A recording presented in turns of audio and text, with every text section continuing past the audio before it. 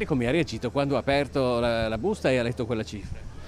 Sai, è una reazione che uno ci rimane male. Rimanerci male è una reazione ancora molto composta rispetto alla cifra in ballo, 262.348 euro e 4 centesimi, e da pagare anche in fretta entro il 12 marzo.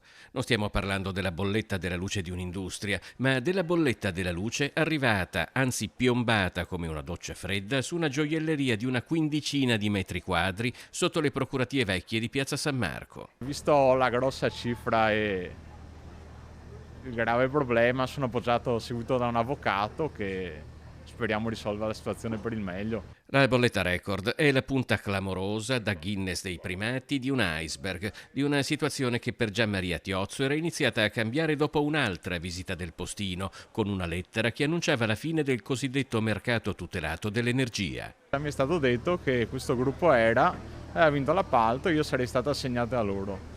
I primi mesi le bollette erano molto alte perché non avendo un vero contratto loro non avrebbero potuto farmi un prezzo concorrenziale, ma il prezzo che loro reputavano del mercato tutelato. E già i primi 2 mesi sono passato da 700 bimestrale a 2500 euro di 2 mesi.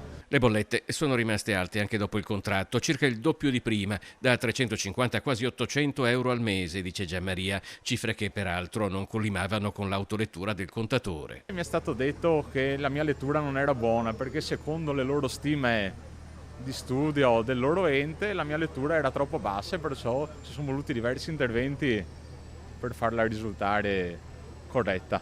Poi però è arrivata la famosa È bolletta. arrivata questa bolletta che si risolverà tutto, la storneranno, però intanto è arrivata.